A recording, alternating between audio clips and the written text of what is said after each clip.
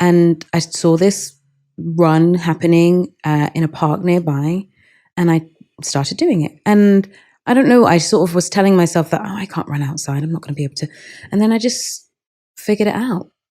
I'll just find a route. And that's sort of what happened. And I haven't really stopped since then. Yeah. When you apply that to your career now, did little Cynthia ever think that, and I don't want to simplify, and I'm very careful about this. I never like to simplify someone's success to external accomplishments and awards. Yeah. But did little Cynthia, like growing up in Stockwell, like, and you look at the journey you've been on, and, Emmy, Grammy, Tony, like just you, and more importantly, you've played iconic people who transformed culture, and your work is educating people on these incredible personalities that history can try to forget or doesn't know enough about or doesn't know the depth of the story. Like, what would little Cynthia say to you now, like looking at all of that? Like, who believed in you back then? Like, did your parents, did your family, like who knew this was possible? Did anyone? My mum believed in me sort of from the beginning. She knew when I was a kid that was sort of what I was going to do. Apparently I would hum when I ate. So she was like, it's probably going to be a singer or an actor. So that sort of like, it came at no surprise to her that this is what I sort of wanted to do. And my sister, has always been around for everything that's happened. So she's always believed in it and has come to some of the shows and seen some things. And, I have really wonderful friends. One of my friends, Capri Hakeem, who I've known for almost 17 or 18 years at this point, has just always been there and like always has gotten it and believed in me. And I have some really incredible friends who I'm getting to watch do amazing things now as well, but they also believe in me. And I've been lucky enough to be surrounded by some wonderful people. Little Cynthia believed in herself, although I'm not entirely sure that she knew how much was coming. Yeah. She sort of kept her head down and just was like, "Wow, it was always a game of like, I'll try this. I'll do that. Now I'm game to like, I'll do some backing vocals for this person. I'll go and sing at this sort of club and do all those things. And I'll try this young actors course. And there's just like it's a combination of, yes, hard work, but also loving the adventure and wanting to try new things and wanting to not miss out on something if I don't enjoy, Yeah. I think that she would probably pat me on the back and give me the mischievous look that I give most people when I'm like, that's good. And be really, really happy. And then she'll be like, what else are we going to do? Yeah. What else can we do? That's awesome. Yeah. I love that. And it's so, I actually realize this more and more that a lot of people that I speak to did have people that believed in them. Yeah. Like there was that. And I love hearing that. I think it's important to normalize that too, where it's like, hey, if you believe in your kids, it's great. Okay. That's good. It's good. Yeah, you should. Yeah, you should. And then if there's people out there who grew up with parents who didn't believe in them, that's great. You became resilient that way. Yeah. But it's beautiful to hear that there's two ways. Yeah. There's not like this, oh, well, you should have had everyone telling you were never going to make it. And that's the only way. And you're like, no, actually, I had really good friends around me. Yeah. Yeah. And I think I just sort of like have been consistently sort of finding my tribe and finding people who are challenging me and wanting me to keep being better and keep doing things that are different. And then there are those friends who are just, we're here when you want to have like a normal day and a cup of tea and like sit down and then chat. And we need both. And I love that balance because it is kind of what life is made of. There's never always just the one way to be. Yeah. And I think both influence the other. Yeah. Yeah. You've been known for playing so many iconic people now. When was a role that you've played that you feel you loved, but it wasn't as well known, or it was something that maybe wasn't as successful, but that you really found that you just fell in love with it and that it became a part of you? I'm going to say Holly Gibney in The Outsider, although that did pretty well. Yeah, it did well. That did pretty well. I've loved the roles that I've played, and I picked them really specifically because I want to get to know this person. I always say this, if I haven't met this person before, either on screen or in life, I'd like to meet them So that's why I play them. I want to get to know who they are and what makes them tick. And Holly was just so different. She was very hard to shake. She was a woman who found it hard to communicate, but really all she wanted was connection. And so had to learn to find ways to make herself understood. And when she was misunderstood, would be deeply hurt by it. Extremely intelligent, a brilliant, brilliant mind, but also deeply loving in the most individual way. And I just had never played anyone like her before. And what's wonderful about that particular role is I get everyone from every different type of walk of life in any place, sort of going, that show that you did on HBO with Holly Gibney, that I loved it. She was one of my favorites. Or wow. I remember a person said to me, he was connecting with his sister more because of this particular role, and realized that, oh, my sister just communicates in a different way than I do. And this was the thing that joined us together. And I thought that's what it's about. Making pieces that allow people to connect with each other. Yeah. You know? Yeah, that's beautiful. I love hearing that as well, because it's what I appreciate about our conversation last time, as I was saying earlier. It was like the way you think about characters and the way you get into them. I'm fascinated by that. And I love geeking out, and like, I love seeing people obsessed with their art. Yeah. Like that's what gets me excited in life. Yeah. It's like when I meet someone who's obsessed about what they do, because I'm obsessed with what I do, and I can never understand how you obsess over the things you do. Can you describe to me again, because you told me about this last time, but I want to hear it again on purpose for this community, because you were talking about how, like, when you're playing roles, you're looking at how people walk. Oh yeah. And I was like, and how they talk to figure out their pitch, and then like the rhythm of their walk and the pace. And I was just like, I would never think of any of that, but because it tells you so much. Yeah, so about walk what us through, like, feeling. when you meet a new character. Walk us through how you understand them. Yeah, better. so when I meet a new character, obviously I'll read a script, and the first thing I think of is, what is the rhythm of this person? Usually there's a rhythm sort of written in the way they speak, in the way in their syntax and the words they use. When you find that rhythm, you sort of find their internal, like, heartbeat. You find their heartbeat. And then I'm sort of like, well, how do they move? What is it that they're looking for? Is there an urgency to how they move? If they walk fast, are they moving away from something? Are they trying to get to something quickly? Do they think fast? Or if they move slowly, are they apprehensive about something? Or are they really laid back about things? Do they have nothing to worry about? If they're anxious, maybe that's why they move fast. Or maybe it's the opposite. Maybe they're so anxious that they are paralyzed, that they can't move at all. So they move really slowly, because what if I get there and something happens? And so I just sort of like find what fits on this person. And then it's about, well, how do they speak? If they are confident, well, maybe they don't need to make themselves sound really sweet. And so their voices aren't as high pitch. Or maybe they are sort of held, and so they're a little bit quiet, and things feel a little bit whispered. And there was a really interesting documentary about Princess Diana, and she's really fun to listen to, because her voice changes as the years go by. When you first meet her, it's almost like she's whispering and swallowing the words, and she doesn't really use her mouth very much, and it's very quiet and very reserved. And as you meet her, as the years go by, when she's sort of like, now I know who I am, she starts to use her mouth more. So she sounds really rounded. And that's sort of what you're discovering about these people. Yeah. And I love that. I love trying to find out, what is this person? How do they grow? And do they grow through meeting them and through these episodes or through the film? Does it change? Does it shift?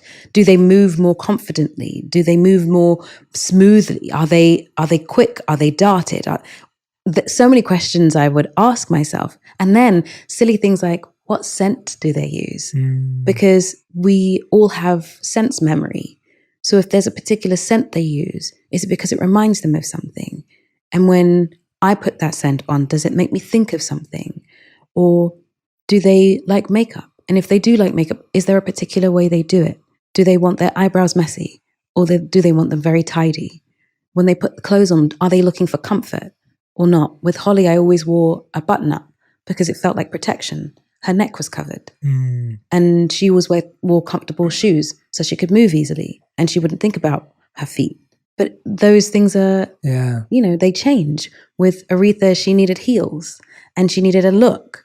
And she did her eyebrows particularly, and they were a particular shape with an inky black line, And with Celie, it changed. When she put trousers on, she could walk better, and she had a heel, a thick, blocky heel that meant that she could make sound when she moved. Before then, she was in a shorter heel that was like a soft shoe that made no sound at all. So it meant that she could move really quickly, because if she didn't move quickly, she'd be in danger.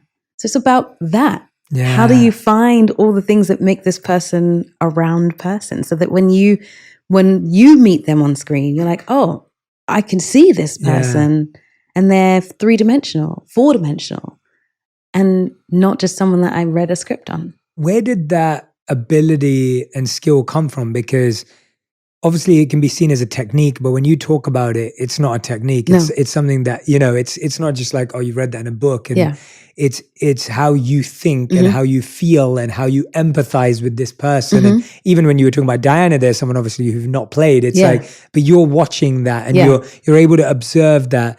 Where did that skill come from? How did it develop? Do you remember? When did you start? Did you start doing that when you watched TV when you were a kid, or did you, where did it come from? I'm not even sure when it started. I think I've always been a people watcher. I think I've always observed how people move, how people are, so that I can better communicate with them myself. I haven't always been perfect, but that seems to be my sort of cheat code to knowing what a person needs from me in conversation. I sometimes watch people's lips to make sure that I'm really listening. Do you know what I mean? They're not getting self-conscious. Or watch their eyes, because those are the places that give you what the emotional life of a person is. And I think I've always just applied that to my everyday life. And then when I went to drama school, obviously learning about actioning and making sure that there's a reason for something, and what is the reason for the thing you're saying. What we say is 50% of what we mean. Often how we say it and what we're thinking as we say it. The words aren't necessarily the thing that we're thinking. They're just a representation of how we're feeling. And until, when we're not afraid, the words are the thing that we're thinking. But often with people, when we're saying the thing that we think the other person wishes to hear, as opposed to what we want to say. And so I learned about that in drama school, and then just applied it to the bigger, space of my life. And then as you get older, you start to want to connect with people. And that desire to connect properly with people, I think, just feeds into my work. I want people to connect with the people I get to play. And I call them people because I don't see them as just characters. When you see the people you're playing, or what people would know as characters, as whole and realized people, you get to know them better, which means you get to give another person, introduce a person to everybody watching. And so they get to connect and feel as though these are real people out in the world that I might not come in contact with, but they exist. And I want that for the people that I play. That's the desire for connection consistently with my characters. Do you feel that sometimes, and I coach a lot of people who act and stuff, not in acting obviously, in life and work, but how do you often feel as well that sometimes those people become a part of you? Oh, and yes. That do you try and shed them? Do you try hold on to them? Do you like that? Because I don't think that's talked about enough. I think we hear about in the extreme senses of method acting gone wrong, or when it leads to the tragic event of someone taking their own life. And we hear about it in those very extreme, but I don't think we talk about it enough with actors who are, going about their day, taking on new roles, and how long it takes to become someone and then lose someone. And, right now everyone's saying Austin Butler sounds like Elvis. In every interview. And the thing is, I feel for him because I know that he's not putting that on. Yeah, of course not. It happens. And it's very different for every single person. But for me, it takes a while to to lose a character, because if you've done your job correctly, they weren't just a character. They were a part of you. You had to infuse this person with some of you. Yeah. So they have to come from you. They're in your body. They use your voice. They use your face. They use your mannerisms. You create them together. They take up space within you. They take up a little bit of your heart, because you have to mean the things you're saying. And when you finish the role, usually after a couple of months, 3 months, sometimes 6. I'm about to play a character for a year. They are a part of you. And what people don't realize is your body doesn't realize that it's not real. It thinks that this thing happening is you. Yeah. It's real. Yeah. So you have to, at the end of it, let your body know that it's okay to let this thing go. But it's going to take a while, because you've learned to teach your body to do it quickly. Get to that person quickly. Remove the thing that you know is your everyday life, and get to the person that you're playing every day quickly. That's what you want. The quicker access. So now the access is really quick. And so, to the point where, well, now you don't really have to think about getting into the role, because you're already there. Yeah. You wake up in the morning, you know, I'm going to put this on, and this is that, and there we go. You look at your mirror and I'm here. There we go. Hi, nice to meet you. And at the end of a project, it takes some time. Some projects are easier, like getting out of the Blue Fairy, very easy. I didn't have to shoot for very long, so it was lovely. And I know it's fantasy, and it didn't cost me too much. Yeah. Getting out of Aretha, getting out of Harriet, getting out of Holly, very different things. Because I was there for months with these people. Holly was hilarious because her walk was very different. Someone sent me a video of me walking about on set, and I was like, that is not me. That's not me. Posture was different. Walk was different. The way I moved my head was different. The way I spoke to people, and even my hair and makeup team was sort of like, you would come into the trailer and it was not you. That's not who we met. We met Holly most of the time, and it would take a while to let them go. The person I just played, her name's Jacqueline. I spent 3-4 months with her, and I still remember everything she went through as though it was me. And it takes time. If you mean it, it will take time. Exactly. So poor Austin Butler is walking around with this accent, because I imagine he shot this film for 6 months to a year. So had to learn this sound. And when you learn a sound, it doesn't just leave you. Yeah. You know, he may slip into it just by accident, not even thinking about it. Yeah. Because that's the person he played. He played a person that existed for 6 to 9 months or something. And prepared it before then, and then rehearsed it, and then sang the songs, like same as what you're doing. Yeah. He put a voice on top of his own. Mm-hmm.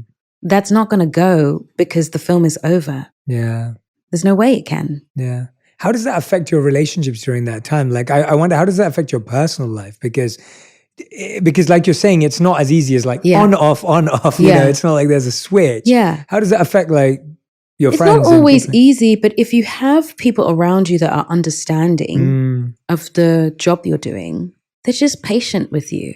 I have been savvy enough to get myself a really good therapist so I can talk about it. Talking about it really helps to let go of it, because you can find the separation between yourself and the person you are playing. Mm-hmm.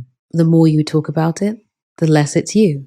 And the more you let them go, the more you allow your body the permission to let go of something, which is a life lesson, not just an acting lesson, the easier it becomes to let it go. What was your reason for going to therapy? Was that the reason? Was that part of it? Or yeah, it's that, and just like life things, you know, my mum raised me, my father wasn't around, and we don't realize that sticks to the bones of a person. You don't realize it because it comes out in different ways. And I just wanted to be freer of that. So I wanted to give myself more access to the fully emotional parts of myself. And in order to do that, I had to let go of any resentment or any upset, and it doesn't go overnight, but it helps to create space.